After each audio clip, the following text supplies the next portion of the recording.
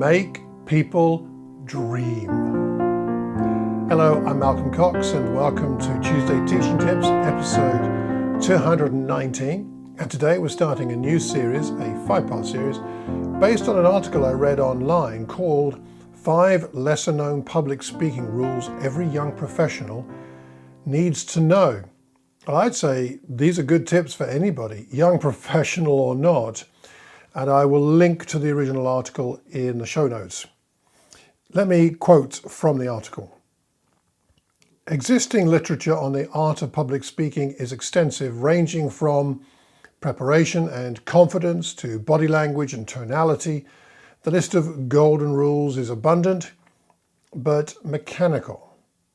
The following 5 rules are lesser known approaches to public speaking and will insert, get this, dynamism, nuance, and distinction to your communication toolbox. Okay, Shahbaz is the author. Well, I'm not sure about all of that, but what I do know is that these fit with a lot of biblical principles. So let's go through them. We'll start with number 1 today, and that is about dreaming and vision. Make people dream, he says. Let me quote, "A fine speaker must induce a sense of community that is connected by common goals." Okay, a sense of community connected by common goals. What could be more Christian than that? When you look at the book of Acts and the New Testament and the epistles, a sense of community. Jesus came to bring us that, connected by common goals. And so when we preach and teach as people who bring the word of God to people, we're reminding people of what our community values are. We're reminding and we are helping people to dream bigger about those community values, the scriptural, biblical values that we share in common, and what difference that can make in the world. So on one level, any preacher or teacher, whatever we've got a small group, a large group, we are dreamers. We are, perhaps better to say, not only are we dreamers, but we are those who inspire others to dream on some level or other. And you don't have to be a person of expert rhetorical ability to do that. Let's think about this for a moment as we think about vision. So what is vision and where does it come from? I read a very interesting book about vision by Stanley a little while ago called Visioneering. And he says this about vision. Visions form in the hearts of those who are dissatisfied with the status quo.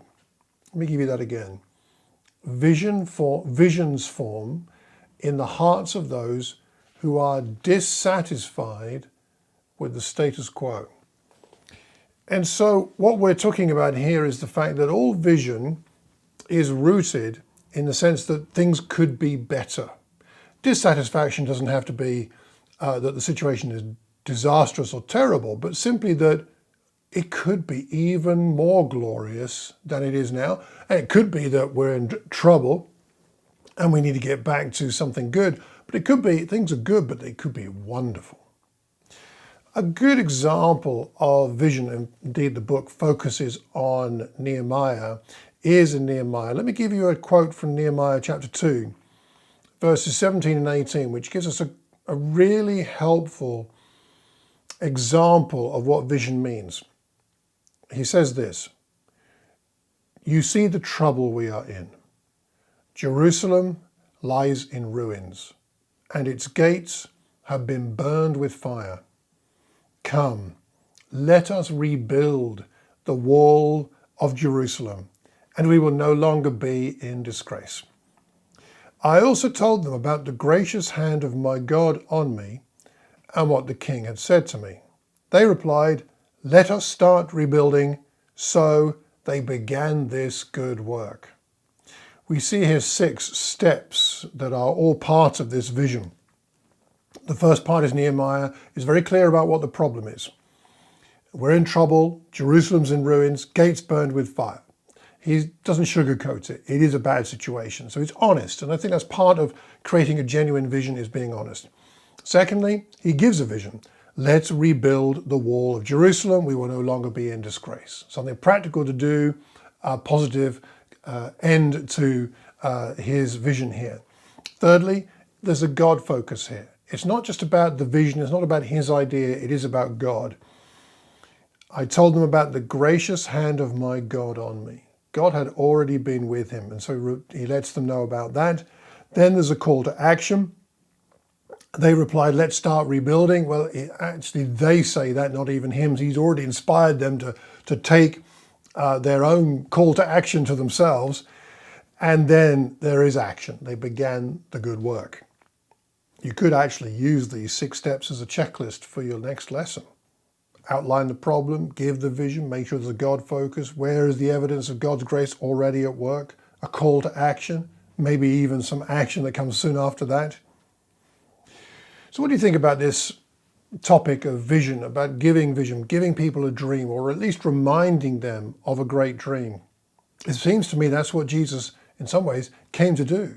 He came to give us a bigger dream of what our lives could be about and what a relationship with God is really like. Fundamentally, a dream or a vision must originate in your own heart. If I'm speaking, it must be in my heart. It can't just be that I'm speaking about a good idea. It has to be something in me.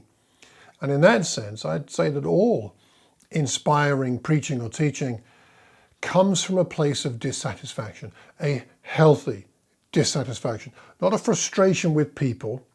That never goes down well. But a sense that things could be better than they are. What can God do in our situation? What could he do? That's really the point. So the question I'd leave us with today is this. What is your highest, brightest spiritual dream right now? What is your highest, brightest spiritual dream that you have right now? Could you speak on that and give people a vision? How could you incorporate more vision, a sense of dreaming in your future lessons? I'd love to know what you think. So drop me a line with your thoughts, malcolm@malcolmcox.org. You can leave a comment wherever you hear or see this recording.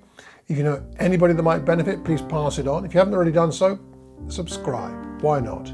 Thank you to all of you who have. A lot more people have been subscribing recently. It's been gratifying to see that. So I'm glad that what I'm putting out here is helpful. Let me know how this might help. Next week, we will go on to look at surprise, not shock. Until then, I hope you have a terrific Tuesday and a wonderful week. Take care and God bless.